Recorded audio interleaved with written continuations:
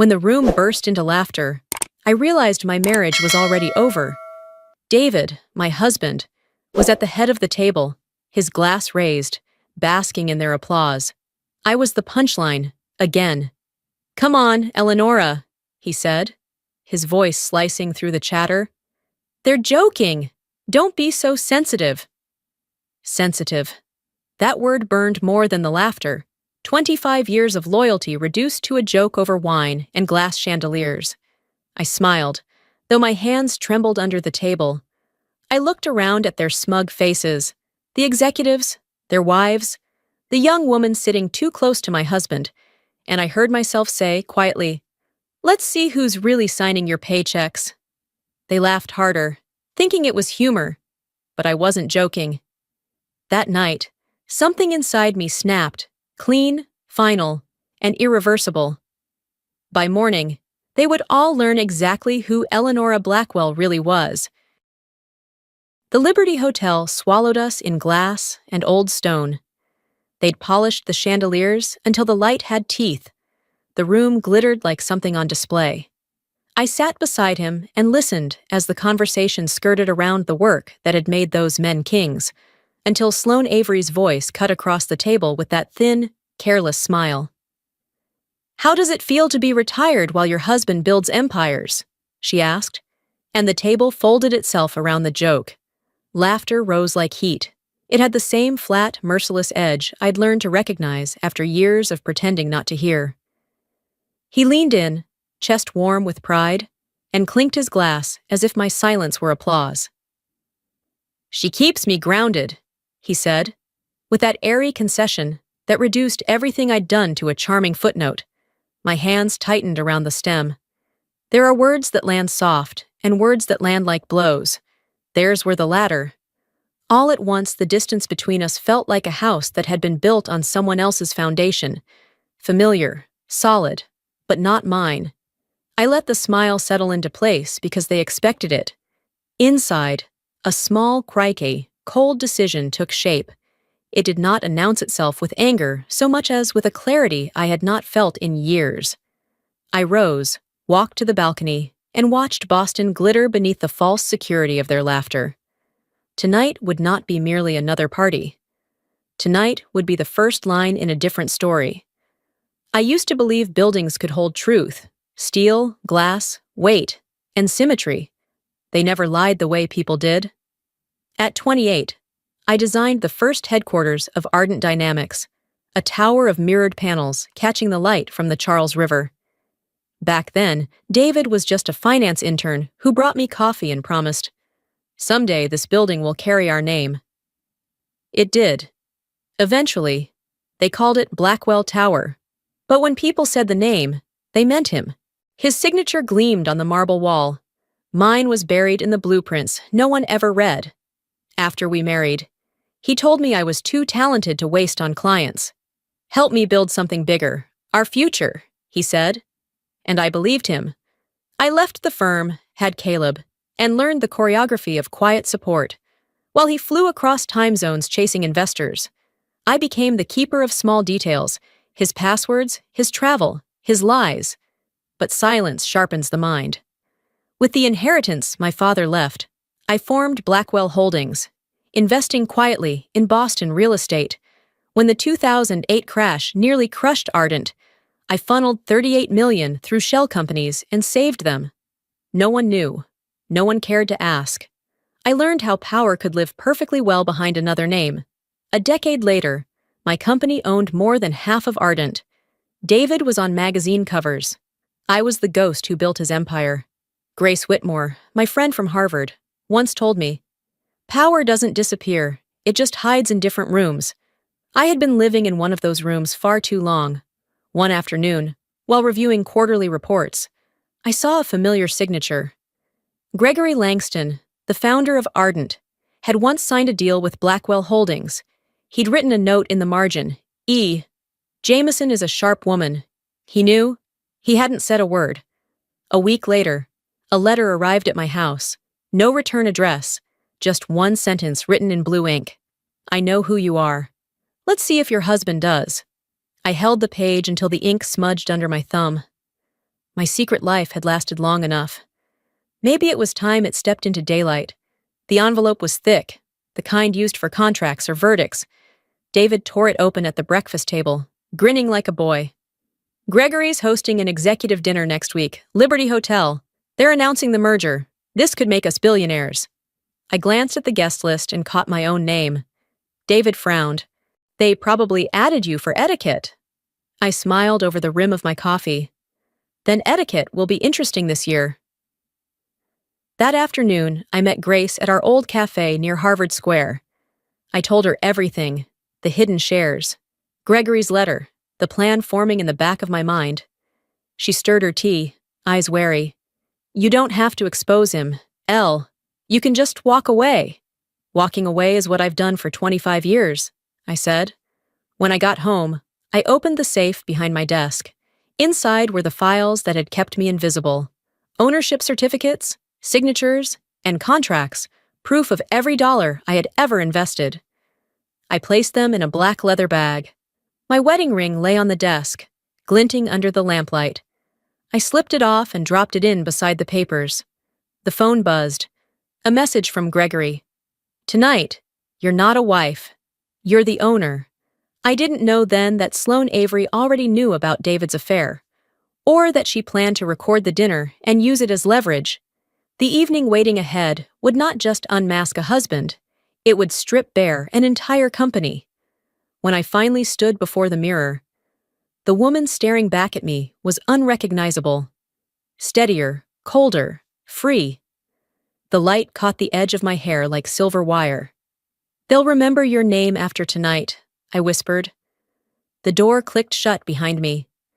The sound was final, like the closing of a vault. The past stayed inside. What waited beyond was something entirely new. The moment we stepped into the Liberty Hotel, I felt the air change. The old prison walls had been covered in glass so flawless it shimmered like ice, trapping the light, and everyone inside it.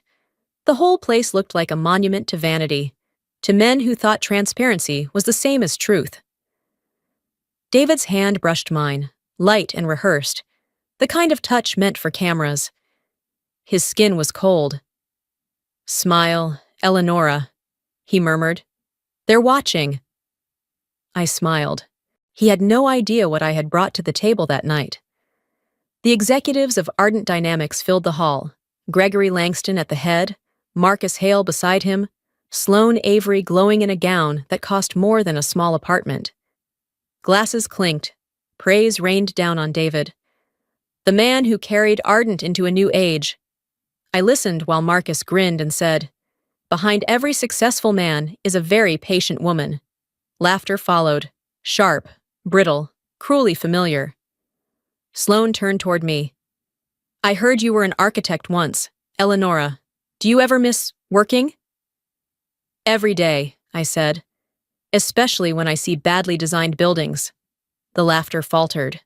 Gregory's eyes flicked to me, curious, measuring. For the first time all evening, someone actually looked. A young server poured my wine, then leaned closer. Ma'am, I've seen your name on the Cambridge Lab ownership file. His voice cracked. He vanished before I could answer. The first crack in the glass. Marcus rose and tapped his glass. A toast to the men who built Ardent. I set my drink down. Correction, I said, my voice slicing through the air. Built by a woman you never cared to see. Silence. David's smile wavered. I looked straight at him. You've all been negotiating with me. You just didn't know my name. I reached into my bag and drew out a folder. Contracts, deeds, shareholder records. Every page signed E. Jameson. I laid them before Gregory. Blackwell Holdings owns 62% of Ardent. I am Blackwell Holdings. A glass shattered. David's.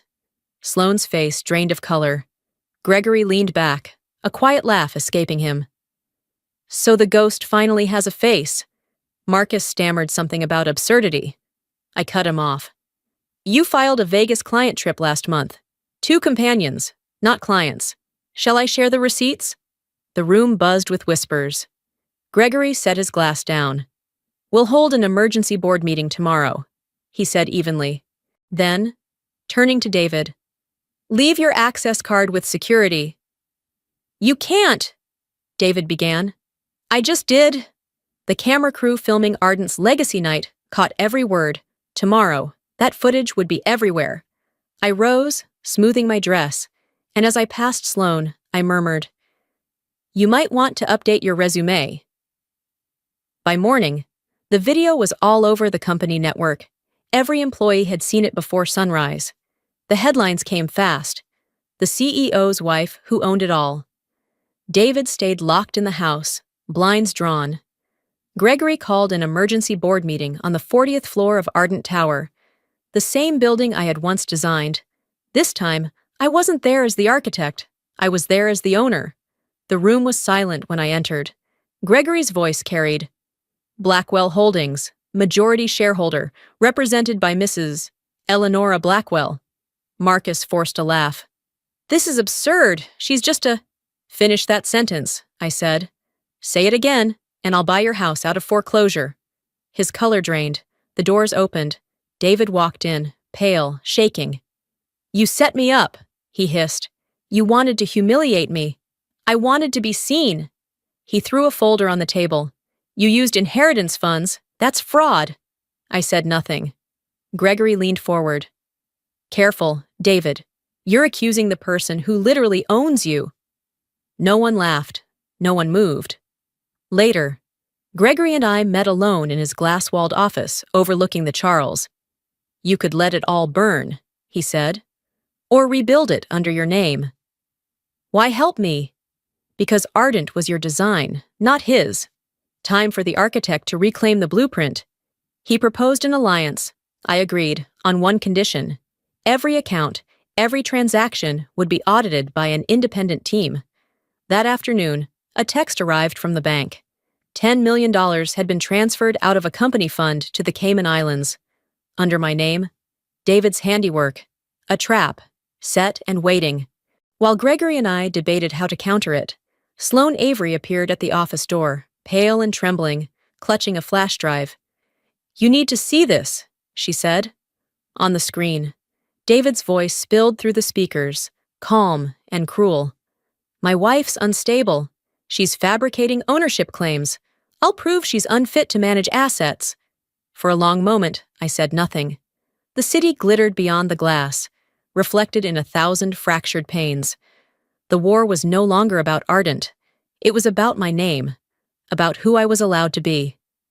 That night, I stood in the same office, staring down at the tower I had once sketched on paper, now glowing red against the skyline.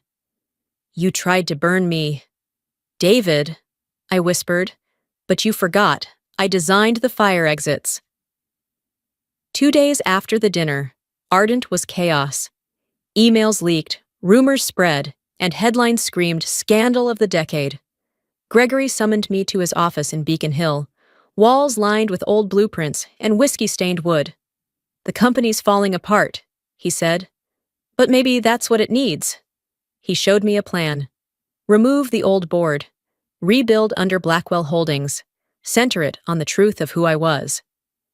"You built it once in silence," he said. "Now rebuild it in your name." I agreed, but not with the same bricks that broke me. That afternoon, Olivia burst in. $10 million wired to the Caymans, under your name." David had forged the transfer. The SEC was already investigating. Hours later, Sloane called, voice trembling. "He's leaking your psychiatric file. He'll call you unstable." "Let him," I said. That night, I sent Ardent's entire archive to the SEC and the Boston Globe, not as a victim, but as the whistleblower. The next morning's headline read, "Anonymous Insider Exposes Corruption at Ardent Dynamics." Gregory stared at me. "You've just detonated a bomb." "Good," I said. "Now we rebuild." Within days, Ardent imploded. The SEC froze trading. Marcus fled. Sloane vanished. Gregory panicked. But I'd found proof he'd taken kickbacks. I had no allies left. Then David sued me, calling me a fraud. On television, he wept, calling me unstable. The country split in half. Days later, the SEC cleared me. David's trail led to the Cayman account. Police dragged him out screaming, "She stole my life!" The footage went viral. I watched, exhausted. Grace called. "You did it." "No," I said. "I just stopped pretending." The next morning, a new sign gleamed. Ardent Dynamics, restructured under new leadership. My reflection in the glass wasn't a victim anymore, only the architect who finally reclaimed her tower. The federal courtroom in Boston glared beneath white lights and camera flashes. Reporters filled every bench, their lenses fixed on me as if truth were a spectacle. Across the aisle, David sat rigid beside his lawyer, the same hand that once held mine now clutching his defense notes. Grace, Olivia, and Caleb watched from the gallery, my son's face unreadable, the space between us heavy with everything unsaid. David's attorney began his performance. "This isn't just a corporate case, Your Honor. It's about a marriage built on deception, by a woman who could never accept her husband's success." The words slid across the floor like oil. I stayed still, heartbeat steady. I'd spent a lifetime being quiet. Today would not be another one. David rose, anger trembling in his voice. "You ruined me, Elle. You humiliated me in front of the world. Was that your plan?" "No," I said evenly. "My plan was to stop pretending you built this life alone." The silence that followed felt like judgment itself.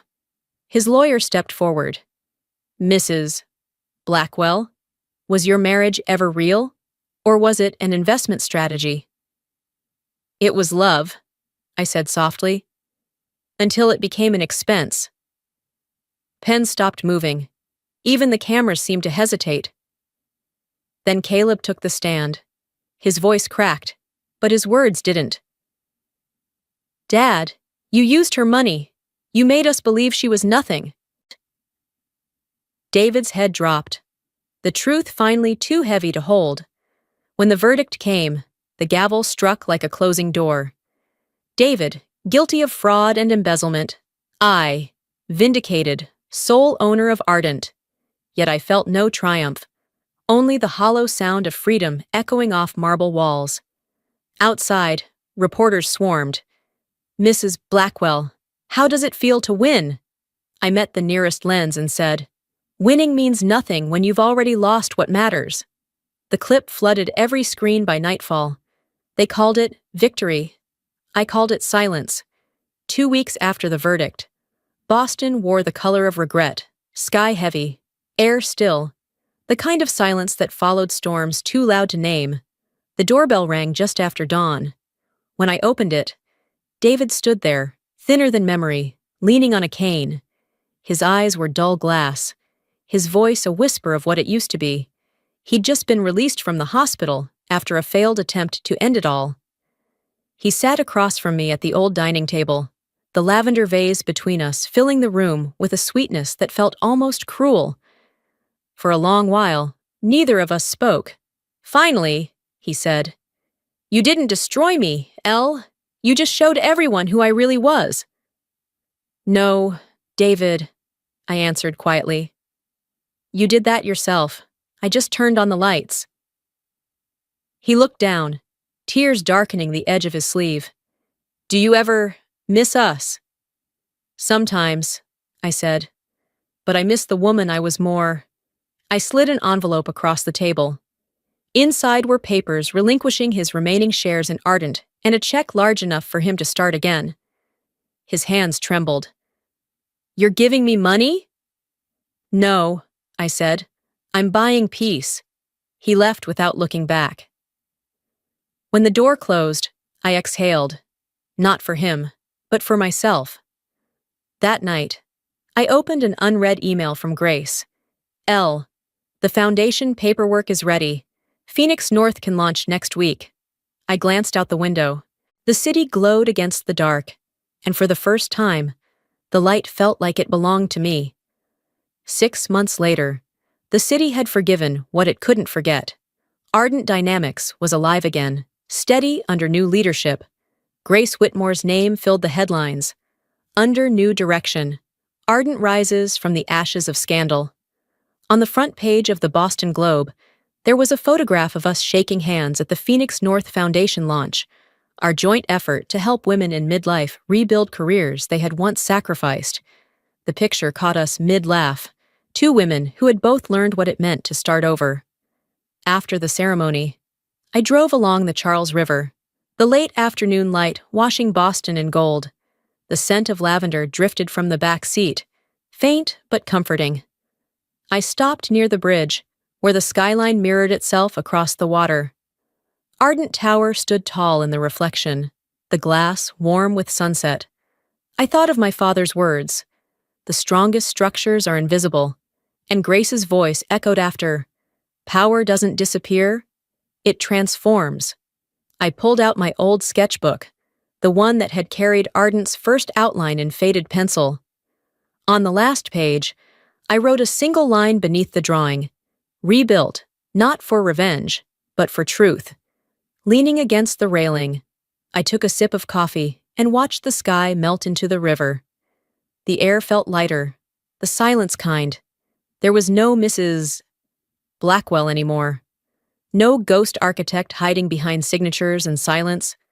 Only Eleonora, whole, unhidden, and finally free. The scene widened in my mind, as if the world itself took a slow breath. The water shimmered like glass, catching the last orange flare of the sun. And in the fading light, I could almost hear the whisper of piano keys. Power doesn't disappear, it transforms.